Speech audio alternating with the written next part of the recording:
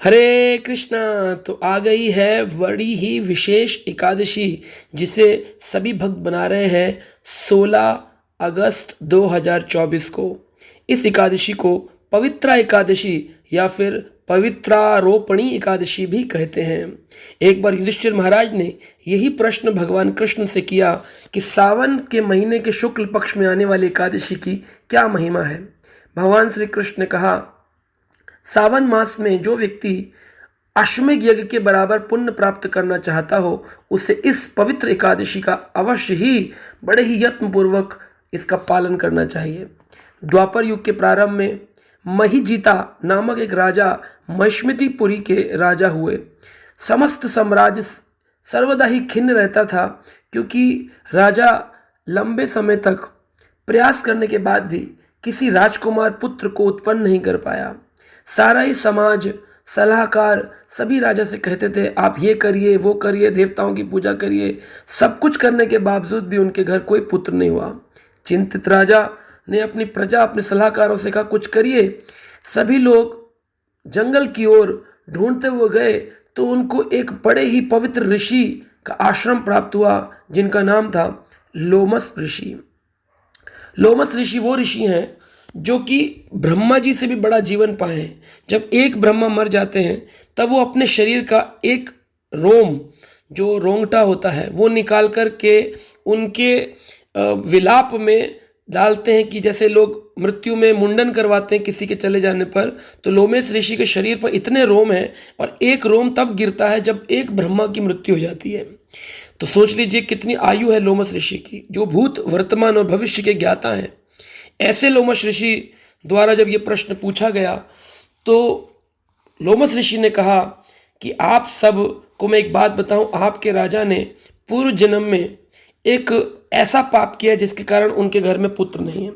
यानी कि हमारे घर में पुत्र होना, पुत्री होना, ये भी पूर्व जन्मों के कृत्यों से होता है। और अगर किसी के पाप बने हो तो उसको संतान की प्राप्ति नहीं होती है। तो राजा के बारे में उन्होंने बताया कि पिछले जन्म में ये व्यापारी थे, बड़े अच्छे व्यक्ति थे, लेकिन एक बार ये सामान बेचने के लिए गांव की यात्रा कर रहे थे, दूसरे गांव जा रहे थे। लेकिन रास्ते में एक ऐसा जलाशय है जहां पर एक गाय अपने नवजात बछड़े के साथ जल पीने आई।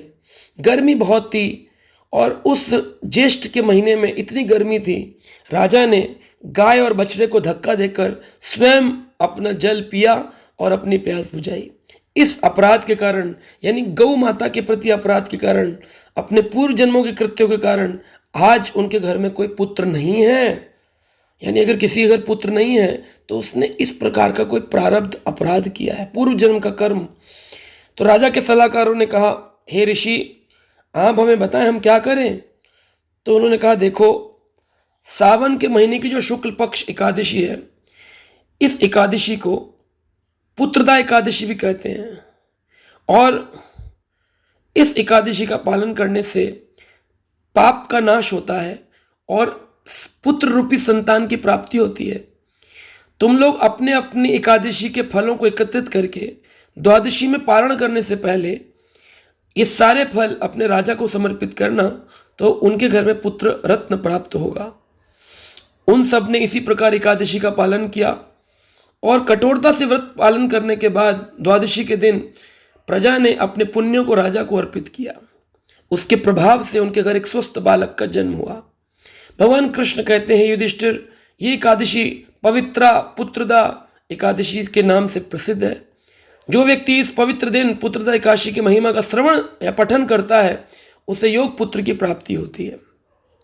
पुत्र की क्या आवश्यकता है? पू नामक नरकः त्रायते इति पुत्रः, यानी जिसके पुत्र होते हैं वही अपने माता पिता को नरक से मुक्त करा सकता है। अब इस पर कई बार भक्त लोग ये प्रश्न करते हैं, जिनके पुत्र ना हो वो क्या करें? तो भागवत शास्त्री कहता है, जो व्यक्ति भक्त बन जाता है उस पर मृत्यु के अन्य नियम लागू नहीं होते। जैसे 6 महीना मकर संक्रांति से लेकर ककट संक्रांति तक, यानी जनवरी से लेकर जुलाई तक जो व्यक्ति अपना शरीर छोड़ता है उसको उच्च लोगों की प्राप्ति होती है, चंद्रलोक, स्वर्गलोक। जो व्यक्ति जुलाई से लेकर दिसंबर के महीने तक शरीर छोड़ता है उसको नीचे लोकों में जन्म लेना पड़ता है, परंतु भक्त पर यह नियम लागू नहीं होता है। भक्त जब भी अपना शरीर छोड़ेगा भगवान उसकी रक्षा करेंगे, उसको भगवत धाम की प्राप्ति होगी, या तो अगला जन्म मिलेगा जिसमें वो अपनी भक्ति को आगे बढ़ा सकता है। जहाँ तक उसने भक्ति कर ली वो एफडी की तरह उसकी फिक्स हो जाएगी। इसी प्रकार ऐसे अन्य नियम हैं जो कि संसारी लोग बोलते हैं कि किस मुहूर्त में मृत्यु हुई, उसका ये राहु काल चल रहा था तब मृत्यु हुई। ये जितने भी काल, स्थान, समय, परिस्थितियाँ, जितने भी ये नियम हैं ये सब भौतिक व्यक्ति पर लागू होते हैं, पर भक्त पर ये लागू नहीं होते हैं। इसलिए पुत्र रत्न की प्राप्ति भी एक भौतिक व्यक्ति के लिए आवश्यक है, परंतु जो भक्त है जिसने अपने जीवन काल में शुद्ध भक्ति कर ली है, शुद्ध भक्ति मतलब बिना किसी अभिलाषा के भक्ति कर ली है, उसके पुत्र हो न हो वो अपने हरि नाम के माध्यम से प्रभु को प्रसन्न करता है। क्योंकि एक भक्त के लिए चाणक्य पंडित ने कहा है उसका माता पिता कौन। चाणक्य पंडित कहते हैं एक भक्त के लिए सत्य मेरी माता, ज्ञान मेरे पिता, धर्म मेरा भाई, दया मेरा मित्र, शांति मेरी पत्नी, क्षमा मेरा पुत्र, ये छह मेरे परिवार के जन। परिवार के जन कौन हुए? तो पुत्र कौन है? क्षमा।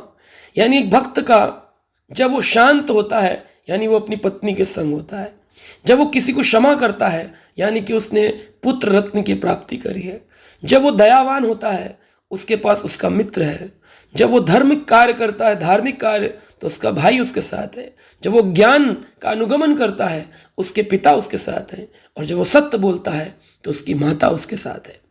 आशा करते हैं आप अपनी इस एकादशी को बड़े ही सत्यता पवित्रता के साथ मनाएंगे और अपने सभी पुण्यों को कृष्ण भावना भवित में अर्पित करते हुए कृष्ण भक्ति प्राप्ति हेतु इस एकादशी को करेंगे। और इस एकादशी से एक अद्भुत उत्सव भी शुरू होता है जिसको कहते हैं झूलन उत्सव। वैसे तो वृंदावन में तीज से ही झूलन उत्सव प्रारंभ होता है और जन्माष्टमी अष्टमी तिथि तक झूलन चलता है, परंतु गौड़ीय वैष्णव समाज में पवित्र एकादशी से लेकर के और पूर्णमासी तक यानी कि बलराम पूर्णिमा, बलराम जयंती, बलराम जी के प्राकट दिवस, रक्षाबंधन तक 5 दिन के लिए झूला उत्सव प्रारंभ होता है। तो एकादशी अपने आप में बड़ी महत्वपूर्ण है, जब ठाकुर जी को, राधा कृष्ण को झूले में बिठाकर पुष्पों से सजाकर उनको बड़ा ही सुंदर झूला तैयार करके और उन्हें झूलन उत्सव का आनंद प्रदान किया जाता है। हरि हरि बोल।